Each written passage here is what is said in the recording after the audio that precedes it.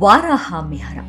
ಈ ಹೆಸರು ಕೇಳದ ಇತಿಹಾಸಕಾರರಾಗಲಿ, ಧಾರ್ಮಿಕ ಕ್ಷೇತ್ರವಾಗಲಿ, ಜ್ಯೋತಿಷ್ಯ ಪರಂಪರೆಯಾಗಲಿ ಇಲ್ಲವೇ ಇಲ್ಲ. ವಾರಾಹ ಮಿಹರ ಉಜ್ಜಯಿನಿಯಲ್ಲಿ 5ನೇ ಶತಮಾನದಲ್ಲಿ ಜನಿಸಿದ ಒಬ್ಬ ಭಾರತೀಯ ಖಗೋಳ ಶಾಸ್ತ್ರಜ್ಞ, ಗಣಿತ ಶಾಸ್ತ್ರಜ್ಞ ಹಾಗೂ ಜ್ಯೋತಿಷಿ. ಸುಮಾರು 1500 ವರ್ಷಕ್ಕೂ ಮುನ್ನವೇ ಮಂಗಳ ಗ್ರಹದಲ್ಲಿ ನೀರು, ಕಬ್ಬಿಣ ಇದೆ ಎಂದು ಹೇಳಿದ್ದ.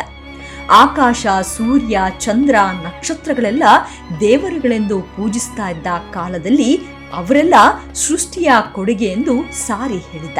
ಯಾವುದೇ ಉಪಕರಣಗಳಿಲ್ಲದ ಆ ಕಾಲದಲ್ಲಿ ಸೂರ್ಯ, ಚಂದ್ರ, ಭೂಮಿ, ಗ್ರಹಗಳ ಗತಿಯನ್ನ ಕರಾರುವಕ್ಕಾಗಿ ಹೇಳಿದ್ದ.